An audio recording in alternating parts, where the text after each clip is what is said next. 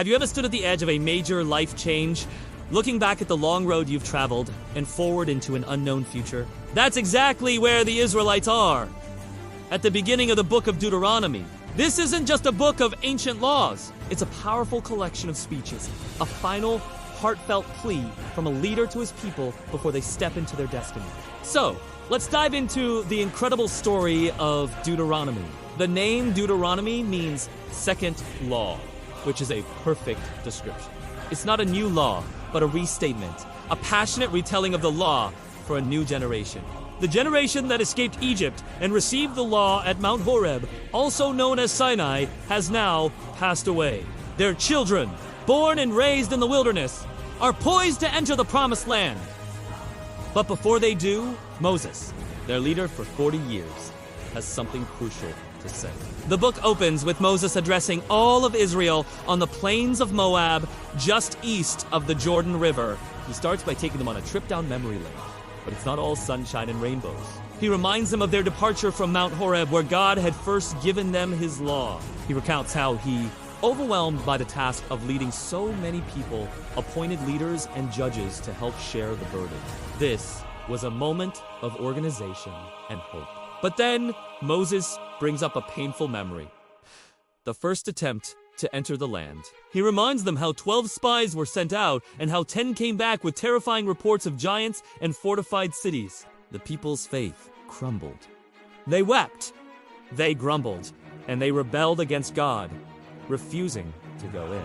Moses' words are heavy with the weight of that failure. Because of that disobedience, God declared that the entire generation would wander and die in the wilderness. Only their children, the very ones they thought would perish, would be the ones to inherit the land. This leads into the next part of the story, the 38 years of wandering. Imagine spending nearly 4 decades in a desert. It was a long, grueling consequence for their lack of faith. But it was also a period of preparation. During this time, God provided for them, guiding them with a pillar of cloud and fire. Moses recounts how they eventually began to move towards the land again, this time with a new sense of purpose. He describes their victories over powerful kings like Sihon of Heshbon and the giant Og of Bashan. These victories weren't just military conquests. They were tangible proof that God was with them and was clearing the path for them.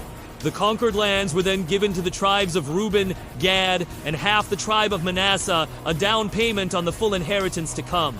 Amidst these stories of victory, there's a moment of deep personal sadness for Moses. He tells the people how he pleaded with God to let him cross the Jordan and see the promised land, but God refused.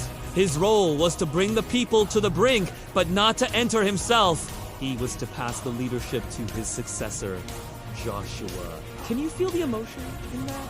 After everything he'd been through, he wouldn't get to step foot in the land he'd dreamed of for so long. With this historical backdrop set, Moses shifts his focus from the past to the future. He implores the people, this new generation, to learn from the mistakes of their parents. He says, "See, I have taught you decrees and laws as the Lord my God commanded me." The core of his message is simple: obey God. He warns them fiercely against the danger of idolatry, reminding them of the awe-inspiring moment at Horeb when they heard God's voice from the fire, but saw no form. This was to teach them that God is spirit, not to be confined to a statue of wood or stone. Forgetting this would be their downfall. This brings us to the heart of Deuteronomy, the law. Moses restates the 10 Commandments, the foundation of their covenant with God. But he does more than just list rules. He wraps them in a call for a deep, personal relationship with God. This is where we find one of the most famous passages in the entire Bible, the Shema. Hear, O Israel, the Lord our God, the Lord is one. Love the Lord your God with all your heart, and with all your soul, and with all your strength. This isn't about blind obedience. It's about a love that permeates every part of your being. Moses doesn't let them forget their history of rebellion either. He reminds them of the golden calf incident, a stark example of how quickly they could turn away from God. These warnings aren't meant to shame them, but to humble them, to show them that their own strength is not enough. They need to rely completely on God. From chapters 12 to 26, the book dives into the specifics of the law. These chapters are a blueprint for building a just, compassionate, and holy society. Their instructions on worship: they were to destroy all pagan altars and worship God only in the one place he would choose. There are laws about food, dictating what is clean and unclean. There are economic laws, like the command to cancel debts every 7 years and to provide for the poor. He establishes the great festivals like Passover, which would serve as yearly reminders of God's deliverance. The book also lays out a structure for their government. It gives guidelines for judges, emphasizing impartiality. It outlines the role of a king who must not multiply horses, wives, or wealth, and must have his own copy of the law to read every day. It defines the responsibilities of priests and Levites, and it details laws for warfare, family life, and social justice. These laws cover everything from how to treat a captured bird's nest to the complexities of inheritance and marriage. It's a comprehensive vision for a nation centered on God. As we near the end of the book, the tone becomes even more urgent. Moses knows his time is short. He orchestrates a dramatic covenant renewal ceremony. He instructs the people to set up large stones, write the law on them, and then divide themselves onto 2 mountains. From one mountain, the blessings for obedience would be shouted, and from the other, the curses for disobedience. The choice was stark and clear. Moses lays it out in no uncertain terms. See, I set before you today life and prosperity, death and destruction.